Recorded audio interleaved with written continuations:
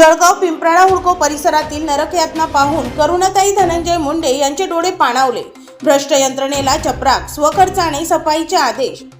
जळगाव येथील आगामी निवडणुकीच्या आढावा बैठकीसाठी आलेल्या करुणाताई धनंजय मुंडे यांनी पिंपराळा हुडको भागात दिलेल्या अचानक भेटीने शहरातील सुस्त प्रशासन आणि माजी लोकप्रतिनिधींच्या पायाखालची वाळू सरकली आहे। केवळ आश्वासनांवर जगणाऱ्या नेत्यांना आणि भ्रष्ट अधिकाऱ्यांना चपराक लगावत करुणाताईंनी थेट कृतीवर भर दिल्याने जळगावकर भारावून गेले आहेत।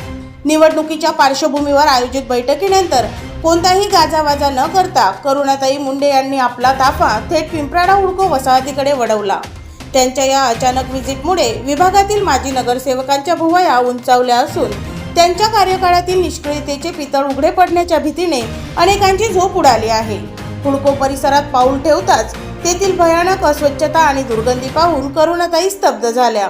येथील नागरिक अशा नरकयातना भोगत असताना लोकप्रतिनिधींना झोप तरी कशी लागते हा प्रश्न त्यांच्या चेहऱ्यावर स्पष्ट दिसत होता। येथील दयनीय अवस्था पाहून त्यांचे डोळे पाणावले।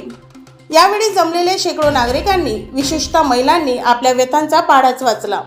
निवडणुका आल्या की आश्वासनांचा पाऊस पडतो, पण निवडून आल्यावर कुणी ढुंकूनही बघत नाही, अशा संतप्त प्रतिक्रिया यावेळी उमटल्या।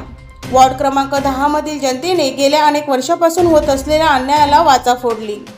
एकीकडे प्रशासनावर संताप असतानाच करुणाताईंच्या संवेदनशीलतेचा प्रत्ययही नागरिकांना आला।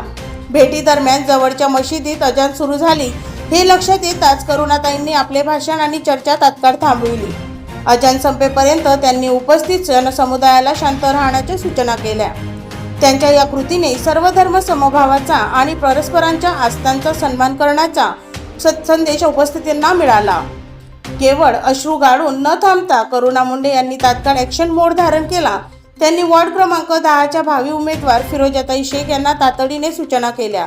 प्रशासनाची वाट पाहू नका, या भागाची सफाई तात्काळ स्वखर्चाने करा, असे स्पष्ट आदेश त्यांनी दिले आहेत।